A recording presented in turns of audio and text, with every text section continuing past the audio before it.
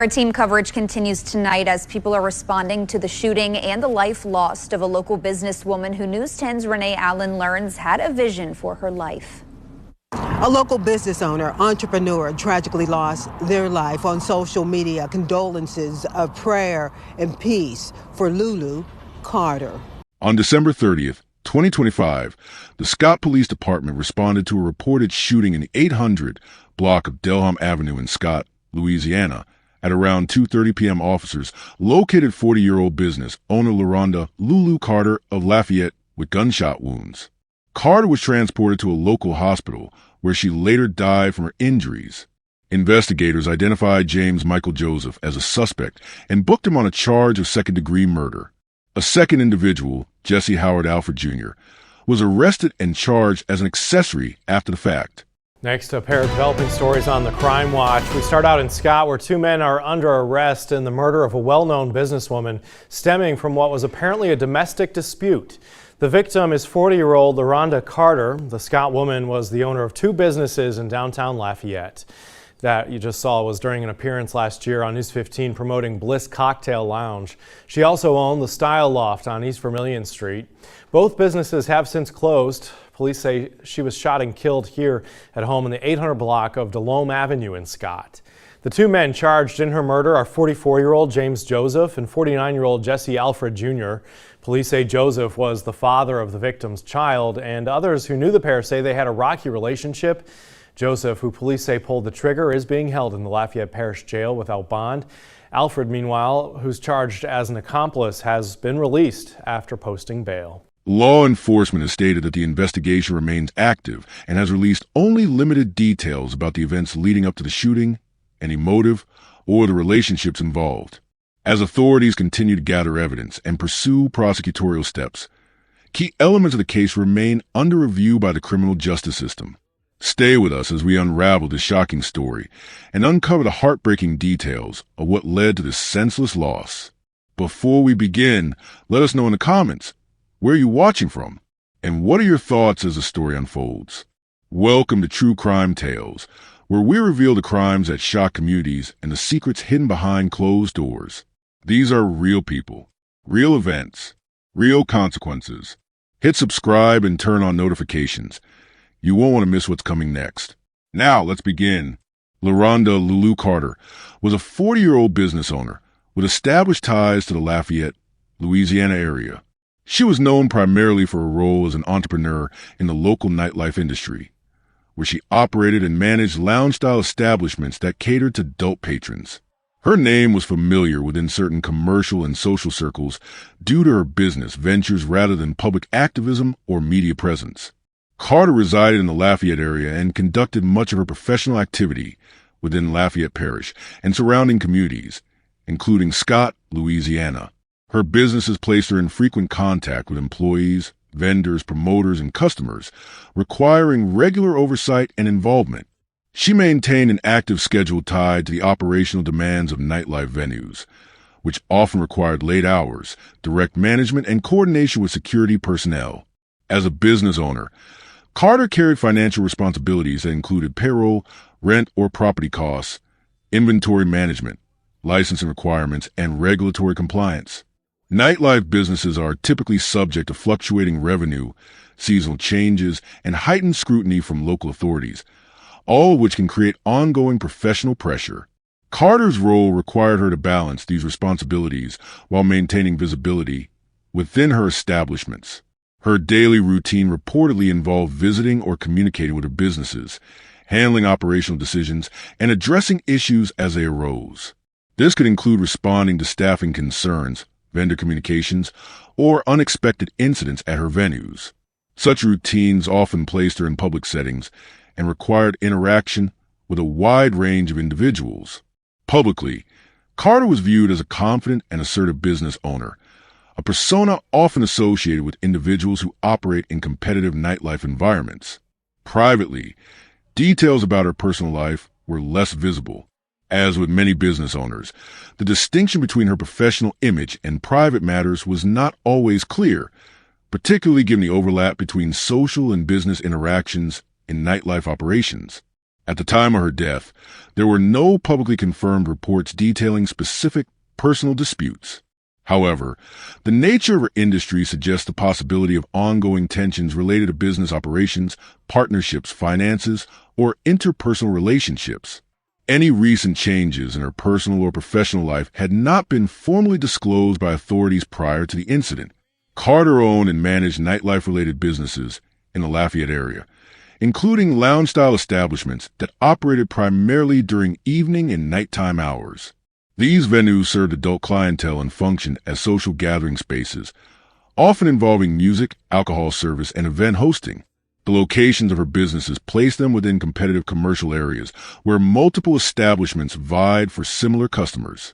Clientele typically included local residents, repeat patrons, and visitors familiar with Lafayette's nightlife scene.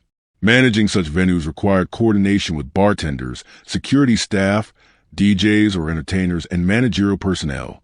Carter's management structure appeared to involve direct oversight rather than passive ownership. Business owners in similar settings often maintain hands-on control to address operational issues quickly, particularly in environments where disputes, compliance checks, or customer conflicts can arise without warning. Financial performance in nightlife businesses can vary significantly, influenced by economic conditions, competition, staffing stability, and regulatory enforcement. Challenges may include maintaining consistent revenue, addressing employee turnover, and responding to licensing or inspection requirements. While there were no publicly documented financial failures tied to Carter's businesses, such pressures are commonly present in the industry. There were no confirmed reports of business closures or major regulatory violations associated with her establishments at the time of her death. However, competition within the nightlife sector is often intense, and disputes, whether formal or informal, can arise between owners, employees, or business partners. Conflicts with employees or associates were not publicly detailed by law enforcement. Still, investigators often examine such relationships when evaluating motives in cases involving business owners, particularly when violence occurs outside of a domestic setting. In the days leading up to December 30th, 2025, Carter reportedly continued her normal professional activities. There were no public alerts or warnings issued suggesting she was under immediate threat. Her movements during this period were consistent with someone engaged in business management, although specific details regarding her schedule have not been fully released. Investigators later examined phone records, messages, and meeting logs to identify any communications of interest. Such records can reveal planned meetings, disputes, or changes in routine that may help establish motive or opportunity. At the time information was released, authorities had not disclosed the contents of these communications. Carter's calendar may have included business-related appointments, meetings with associates, or personal engagements. Nightlife operators often maintain flexible schedules that change based on operational needs.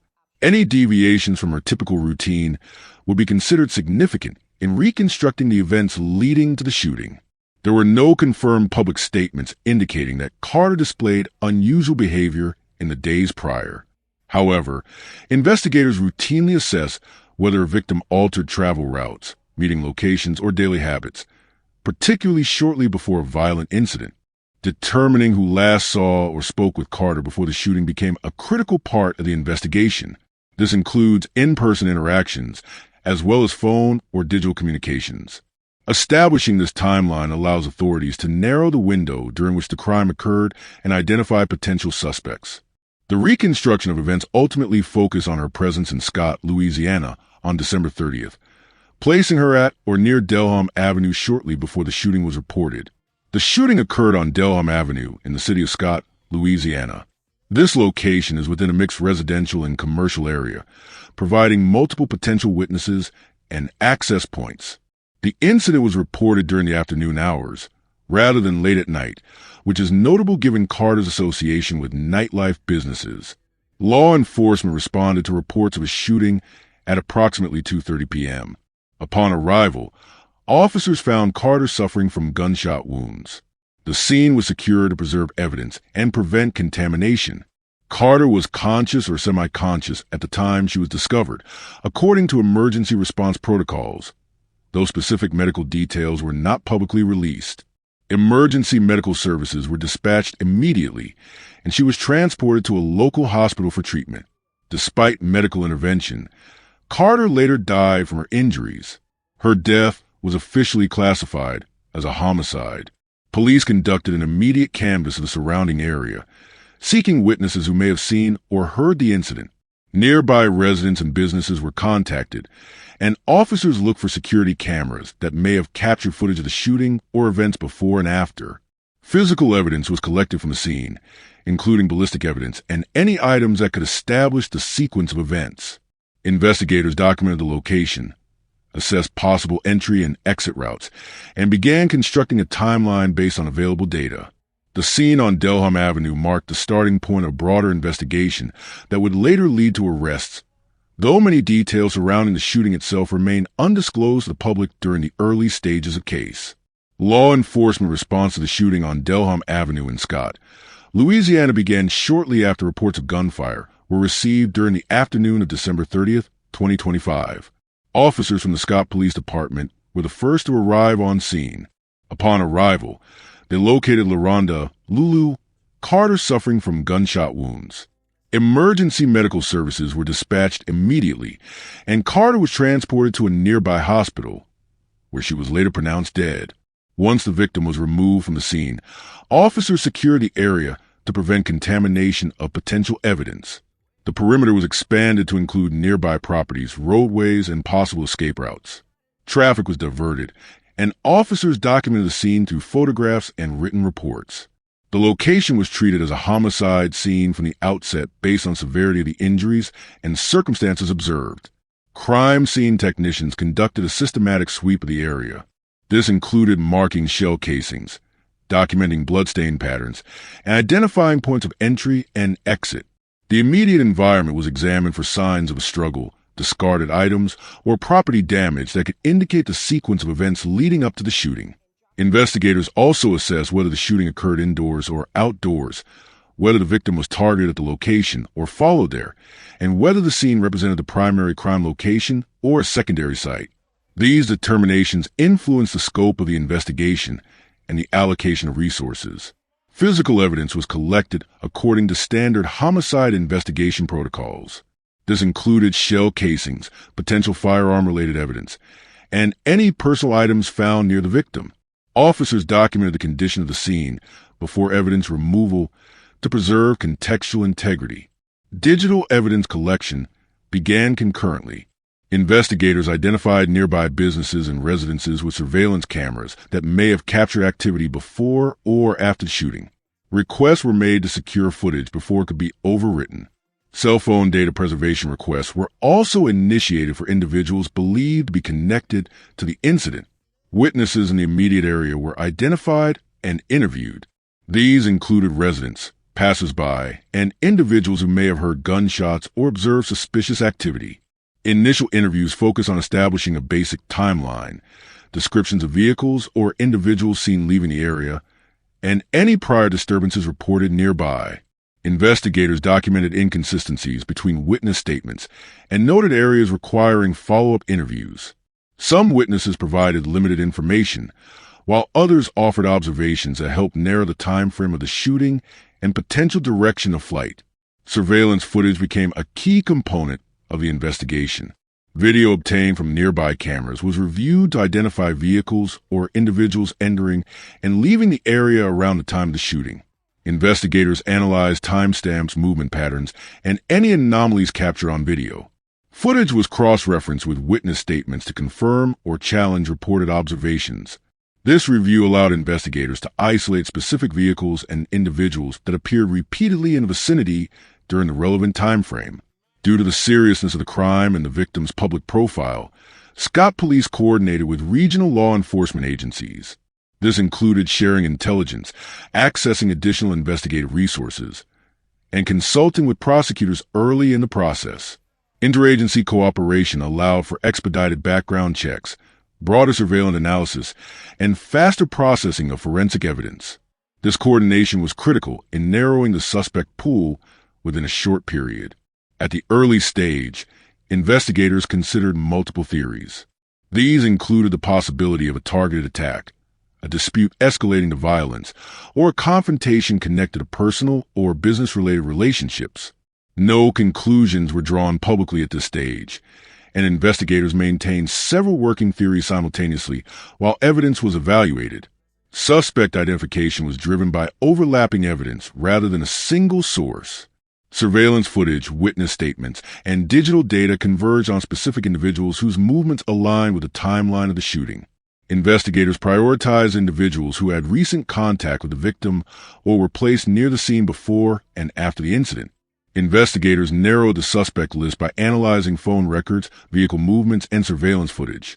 Individuals who appeared in multiple data points became primary persons of interest. Law enforcement also reviewed known associates of the victim to identify recent disputes or unresolved conflicts. Investigators confirmed that at least one suspect had a known connection to the victim. The nature of this relationship was not immediately disclosed publicly, but was determined to be relevant to the investigation. This connection elevated the individual's status from person of interest to suspect as corroborating evidence emerged. Investigators tracked suspect movements using surveillance footage and digital location data.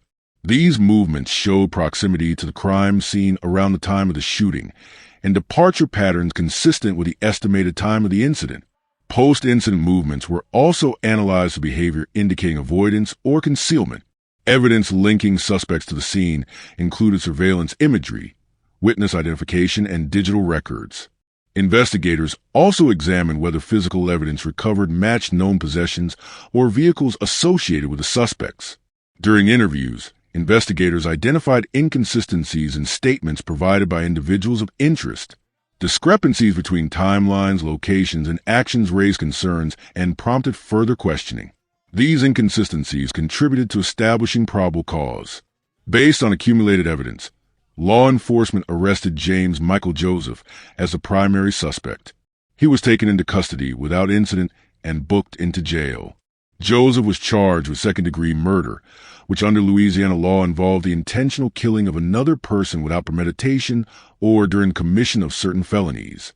The charge reflects investigators' belief that the act was deliberate but not necessarily planned in advance.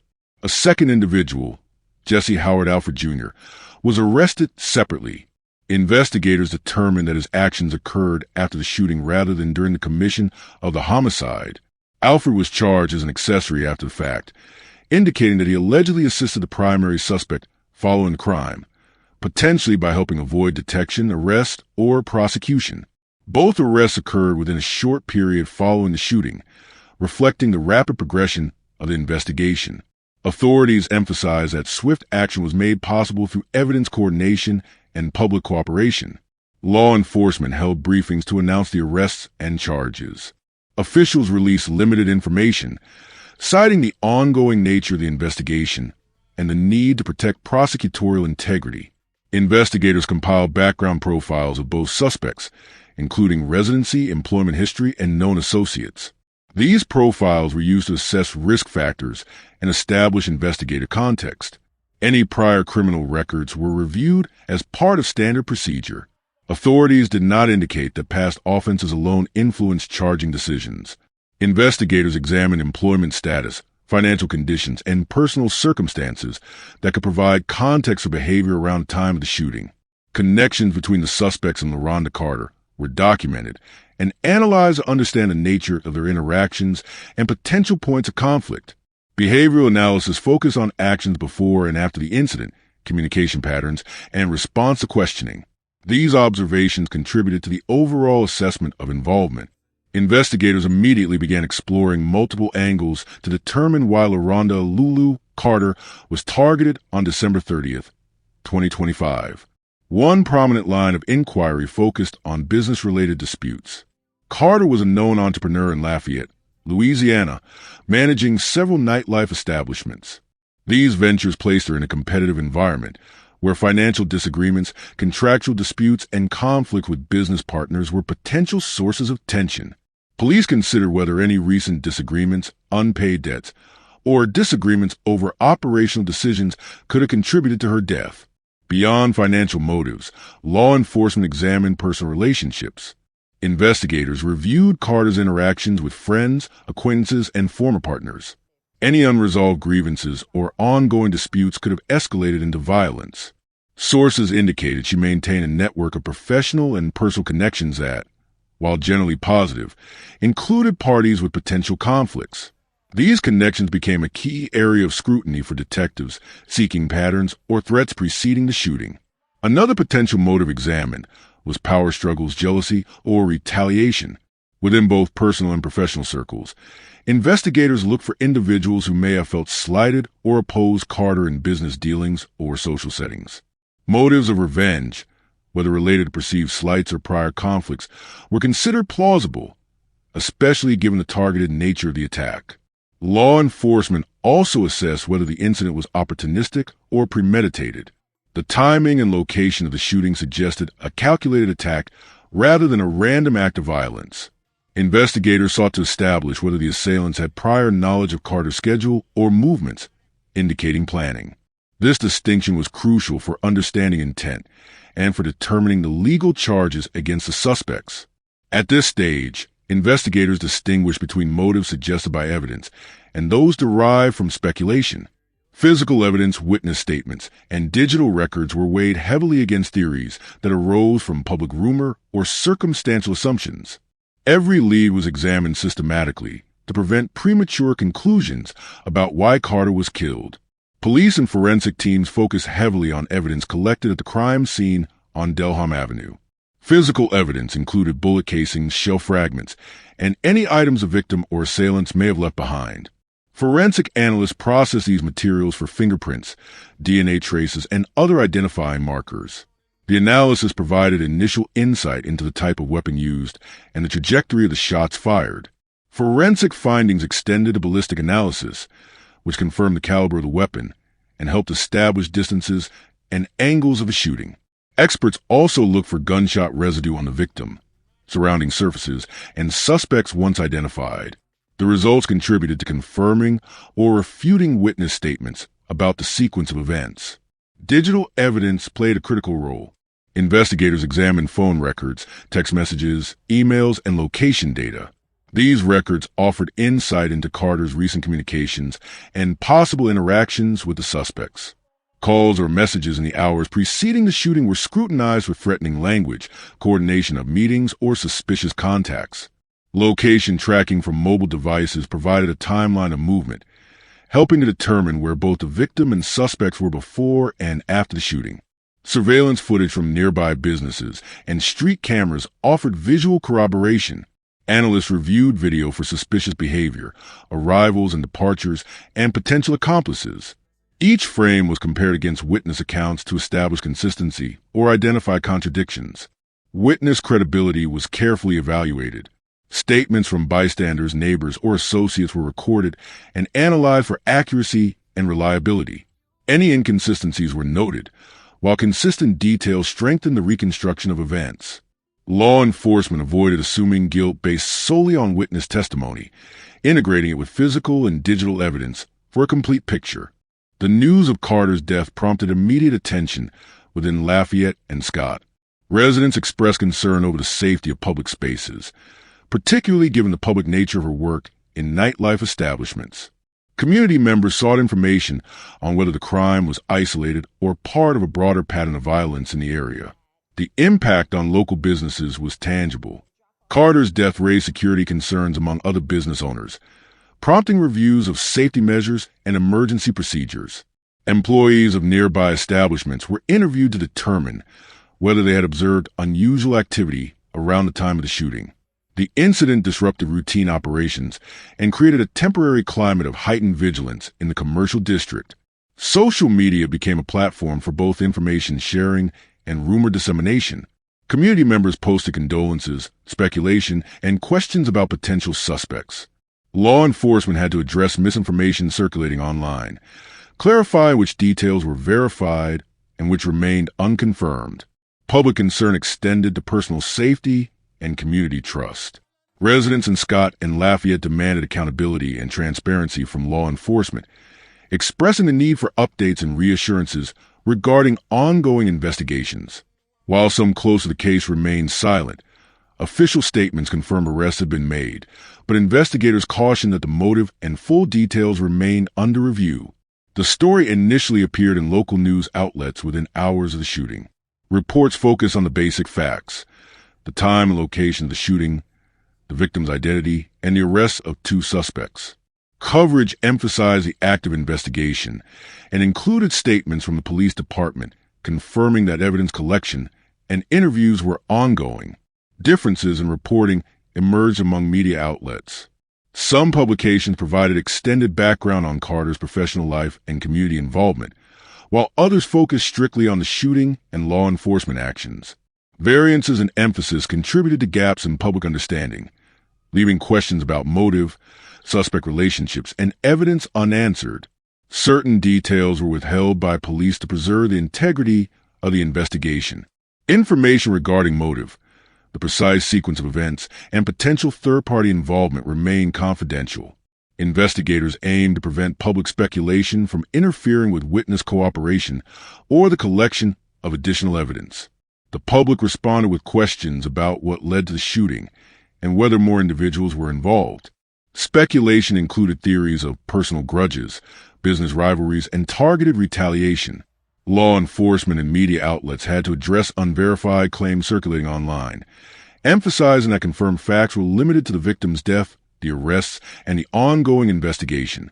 These gaps in information fueled continued public interest. Residents and observers sought updates as the case progressed, highlighting the importance of clear communication from authorities while maintaining investigative confidentiality. At this point, the investigation into Lerhonda LuLu Carter's death remained active. Law enforcement focused on connecting evidence, evaluating motives, and ensuring that every lead was followed. Physical, forensic, digital, and testimonial evidence formed the backbone of the case, while public and media responses created a layer of scrutiny and pressure. Despite arrests being made, unanswered questions about motive, intent, and circumstances persisted, making this case a focal point for the community and a cautionary reminder of how business, personal connections, and conflict can intersect with violence. Following the fatal shooting of 40-year-old business owner Lerhonda LuLu Carter on December 30th, 2025, in Scott, Louisiana, the legal process moved quickly to address the charges brought against the individuals identified in connection with the case. Within hours of the incident, authorities identified 2 suspects. The primary suspect was charged with second-degree murder, while a second individual faced charges as an accessory after the fact. The arrests were confirmed by the Scott Police Department, which indicated that investigations into the circumstances surrounding the shooting remained ongoing.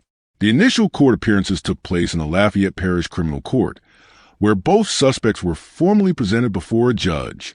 The primary suspect faced reading of the second-degree murder charge, which under Louisiana law indicates an intentional killing that does not meet the criteria for first-degree murder but still carries severe penalties. The secondary suspect was informed of the accessory charge, reflecting involvement in aiding, concealing, or assisting the perpetrator after the crime occurred. During these initial proceedings, both defendants were provided with legal representation, and the court established procedural timelines for forthcoming hearings. Bond hearings and detention status were addressed in subsequent court sessions. The primary suspect's charge carried a presumption against release due to the severity of the offense and the potential risk to public safety. The court reviewed prior criminal records, flight risk considerations, and the nature of the evidence linking the suspect to the shooting before determining detention status. The accessory's detention and bond were evaluated based on their role in the events, prior history, and likelihood of compliance with court orders. These hearings set the framework for pre-trial management and ensured that both defendants would remain available for legal proceedings. Prosecutorial strategy was outlined by the district attorney's office, which emphasized the collection and presentation of evidence sufficient to establish the elements of the charged crimes beyond a reasonable doubt. This included forensic evidence from the crime scene, witness statements, surveillance footage, and any communications involving the suspects and the victim prior to the incident. The prosecution sought to establish motive, opportunity, and connection between the suspects and the fatal shooting. Investigators also aimed to demonstrate the timeline of events and substantiate the sequence leading to the confrontation and subsequent death of the victim. Defense responses varied according to the role of each suspect. The primary suspect's legal counsel raised questions regarding the reliability and completeness of the evidence presented, including chain of custody protocols for forensic materials and potential inconsistencies in witness testimony. The defense explored alternative explanations for the shooting and challenged assumptions regarding intent and premeditation. In the case of the accessory, the defense questioned the extent of involvement and whether legal responsibility extended beyond ancillary actions following the incident. Both defense teams prepared for pretrial motions, discovery reviews, and potential suppression of evidence they deemed inadmissible or improperly obtained. Pretrial motions and evidentiary disputes formed a significant part of the ongoing legal proceedings. Motions included requests for the disclosure of all evidence collected by law enforcement, challenges to the admissibility of certain forensic results, and considerations of whether any procedural errors occurred during the arrest and investigation process. The court evaluated these motions in detail, ensuring compliance with Louisiana criminal procedure rules, including protections for defendants' rights and standards for evidentiary inclusion. These hearings provided the framework for determining which evidence will be permitted at trial and clarified the boundaries of prosecutorial argumentation. Despite the arrests and progression of the legal process, unanswered questions remain in the case. Key among these is a specific sequence of events that led to the confrontation, resulting in Carter's death. Law enforcement has not publicly disclosed whether the shooting followed a pre-planned meeting, a spontaneous altercation, or a prior series of interactions between the victim and suspects. Another unresolved point is why the location on Delhomme Avenue was chosen for the encounter. Investigators have not clarified whether this was a location of convenience, a target area for criminal intent, or coincidental. Additionally, questions persist regarding whether others were involved in planning, facilitating, or otherwise contributing to the circumstances of the shooting. Law enforcement has limited public commentary on potential additional persons of interest, ongoing surveillance, or whether any suspects remain unidentified. There is also uncertainty surrounding what investigative information has not been disclosed, including communications, digital records, or other evidence under review. Potential evidence, such as additional security footage, cell phone data, or forensic analysis pending completion, has not yet been released, leaving critical aspects of the case opaque to the public. Examining the broader context of the incident provides insight into regional crime dynamics. Patterns of violent crime in Lafayette Parish and surrounding areas indicate intermittent incidents involving firearms, with occasional cases intersecting with business or personal disputes. While the overall rate of fatal shootings in the region remains lower than some metropolitan areas, individual cases involving high-profile victims highlight vulnerabilities in public safety and investigative responses. Risks faced by business owners and nightlife industries are notable in this context. Operators of bars, lounges, and other evening establishments encounter exposure to conflicts involving patrons, employees, and competing business interests. Financial disputes, property disagreements, and personal grievances within these environments can escalate into violent incidents. Carter's profile as a local entrepreneur situates her within this framework, although the precise connection between her professional activities and the events leading to her death remains under investigation. The intersection of business, personal relationships, and violence is a recurring element in cases of this nature. Conflict arising from partnerships, employee interactions, or personal associations can become intertwined with operational or financial pressures, creating circumstances in which confrontations escalate. Investigators are tasked with untangling these overlapping factors to determine causality and individual responsibility.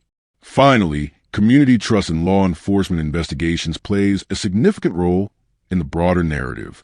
Public awareness of investigative procedures, transparency in communication, and accuracy in reporting influence perceptions of the criminal justice system. High-profile cases such as the fatal shooting of Carter attract heightened scrutiny, with stakeholders seeking clarity on procedural integrity, thoroughness of evidence collection, and accountability in legal proceedings. The ongoing investigation, coupled with the judicial process, will ultimately determine the resolution of these questions and the ability of the community to assess both the circumstances of the crime and the efficacy of the legal system. In summary, the legal proceedings against the identified suspect have proceeded according to standard criminal procedure, with initial court appearances, bond determinations, and pretrial motions addressing evidence and procedural concerns. Unanswered questions remain regarding the events, motivations, and potential additional actors involved in the shooting. Within the broader context, regional crime patterns, occupational risks for business owners, and the interplay of personal relationships highlight systemic considerations relevant to understanding the case. The investigation and judicial process continue, with the objective of establishing accountability and clarifying the unresolved aspects of the crime. As of the latest updates, the investigation into the December 30th, 2025 shooting of Lerhonda, LuLu, Carter, and Scott, Louisiana, remains active. The primary suspect, identified as James Michael Joseph, has been formally charged with second-degree murder under Louisiana state law. A secondary suspect, Jessie Howard Alfred Jr., has been charged as an accessory after the fact. Both individuals are in custody, and the judicial system is currently in the process of arranging pretrial proceedings. Law enforcement continues to examine the available evidence, including witness statements, physical forensic data from the crime scene, and digital records related to the victim and suspects. Investigators have not disclosed additional information regarding potential motives, prior interactions, or any ongoing threats that may have contributed to the incident. The potential trial timeline is subject to standard judicial processes in Lafayette Parish. Initial court appearances and arraignment have occurred, establishing formal charges and ensuring that legal representation is in place for the accused. Pre-trial hearings are expected to cover matters such as motions for evidence disclosure, challenges to procedural elements, and verification of witness availability. Depending on court scheduling, the case could move into a full trial within the next several months, though this timeline remains flexible due to factors such as additional investigation, discovery requests, or court backlog. The legal outcomes of the case will depend on the presentation of evidence and the determination of intent, premeditation, and involvement of each accused individual. If convicted, the primary suspect faces a sentence commensurate with second-degree murder statutes in Louisiana, which can include lengthy imprisonment. The secondary suspect, charged as an accessory, may face penalties appropriate to aiding or abetting a homicide, which can vary based on the timing and nature of their actions. These outcomes will be influenced by the prosecution's ability to establish a clear link between the accused and the crime, while the defense may present mitigating circumstances or challenge the admissibility of evidence. Beyond the immediate legal implications for the accused, this case may have a broader impact on future prosecutions in the region. Law enforcement and judicial authorities will use this investigation as a reference point for handling similar cases involving violent crime against business owners or public figures. The collection of forensic data, witness testimonies, and digital evidence in this case could establish procedural benchmarks for local authorities, influencing investigative strategies in subsequent incidents. The outcome may also inform discussions around public safety measures, legal accountability, and criminal deterrence within the Lafayette and Scott areas. The death of Lerhonda Carter has had measurable effects on the businesses she managed. Several of her establishments experienced temporary closures immediately following the incident, both to comply with investigative protocols and to allow staff and management to address operational disruptions. The absence of the owner has led to reevaluation of operational responsibilities and management structure. Staff reassignment, temporary closures, and administrative changes were necessary to maintain compliance with local business regulations. The financial impact of these disruptions include the loss of revenue from daily operations and potential long-term effects on client trust and engagement. Community memory of Carter remains present through public statements, social media acknowledgement, and business networks. Local patrons and commercial associates have documented her contributions to the Lafayette business environment, noting her role in establishing and maintaining nightlife venues in the area. While these records are primarily factual, they serve to illustrate the societal footprint left by the victim, without adding subjective sentiment. The incident has prompted a measurable increase in local awareness regarding safety measures for business owners. Discussions within the business community have focused on operational security, emergency response readiness, and communication protocols with law enforcement.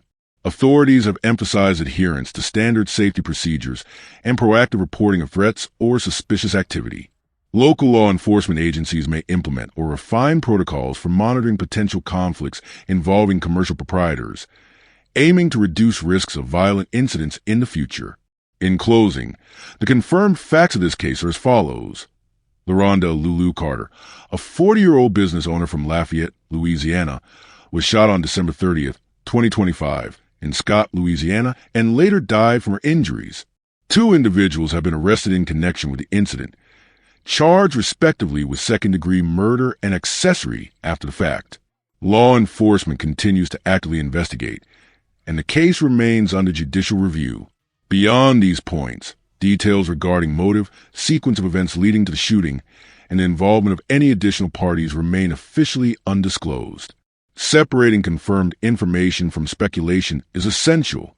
While investigators may pursue leads and the public may hypothesize motives or relationships, only officially released evidence and charges can be presented as fact. This distinction ensures accountability and transparency in reporting, preventing the spread of misinformation and allowing the legal process to proceed unimpeded. In summary, the status of the case remains active, with legal proceedings ongoing. The investigation and prosecution will determine responsibility based on verified evidence. The broader impact includes operational adjustments to the victims' businesses, increased community awareness of safety protocols, and potential procedural lessons for future violent crime investigations. While many questions remain unanswered, adherence to the judicial process ensures that conclusions are reached through methodical review and factual analysis. The case is unresolved in the public record, and updates will depend on official statements, court rulings, and continuing investigative findings. If you found this story as gripping and heartbreaking as we did, don't forget to like this video and share it with others. And if you want to hear more true crime stories that uncover the mysteries behind these tragic events, make sure to subscribe to our channel and turn on the notification bell. You won't want to miss our latest stories, updates, and discussions. Thank you for joining us on this journey to seek justice and explore the truth. Together, we can make a difference. Until next time, stay safe and stay aware.